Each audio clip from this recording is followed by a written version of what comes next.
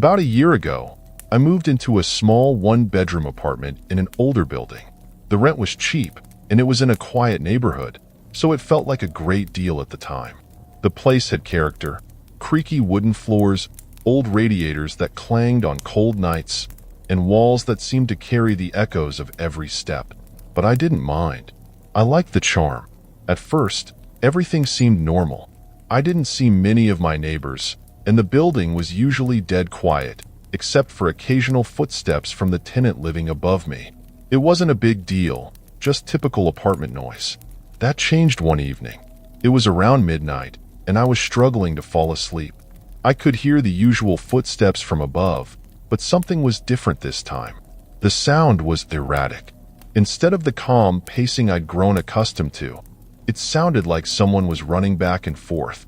I figured the guy upstairs was just restless, maybe even exercising. Still, it was late, so I banged on my ceiling, hoping he'd take the hint. The running stopped immediately. I sighed in relief, rolled over, and closed my eyes. Then came the knocking. At first, I thought it was just my imagination, but it grew louder. Slow, deliberate thuds on my ceiling, like someone was knocking right above me. I sat up, staring at the ceiling. The knocks seemed to match my breathing, becoming more forceful as my anxiety grew. Who knocks on the floor? Suddenly, it stopped. I lay there for hours, staring up, waiting for something else to happen, but the rest of the night was silent. The next morning, I shrugged it off as a weird experience, figuring the guy upstairs was probably drunk or something. I decided to ignore it. But the next night, it happened again. This time, it started with the knocking. Only now, it wasn't just in one spot. It moved, slowly at first, then faster. From one side of the ceiling to the other, like someone was crawling across the floor above me. It wasn't just a knock either. It was mixed with a scratching sound, like fingernails dragging across the wood. It made my skin crawl. I tried to ignore it, telling myself it was just an old building with strange sounds. But something about it didn't feel right. It felt intentional. The following day, I asked my landlord about the tenant upstairs. I wanted to complain about the noise, but I also wanted to know if something was wrong with the guy. Maybe he had some issues I didn't know about. The landlord looked at me, confused. "There's no one living above you," he said. I stared at him. "What do you mean?" "I hear footsteps every night. Someone is definitely up there." He shook his head. "That apartment's been empty for months. We've been having trouble renting it out." I felt a chill run down my spine. How could it be empty? I heard someone up there. That night, I tried to go to bed early, determined to prove to myself that the landlord was wrong.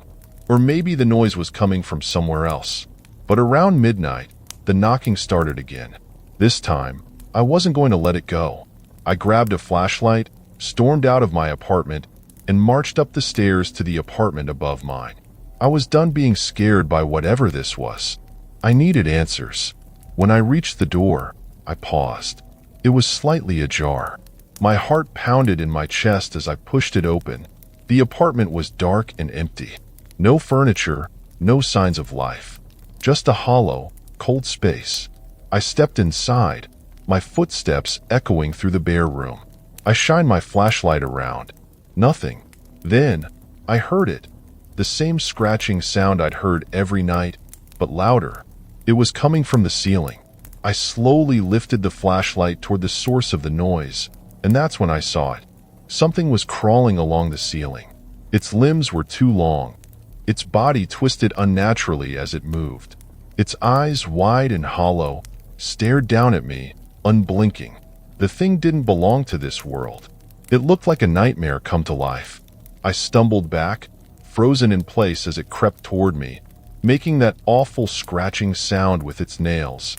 My legs finally found the strength to move, and I bolted from the apartment, slamming the door behind me. I didn't sleep that night. I didn't sleep much at all after that. The knocking, the scratching, it still happens. But now, it's not just above me. Sometimes, I hear it on the walls. Other times, it's right outside my door. But the worst part is when I hear it directly beneath my bed.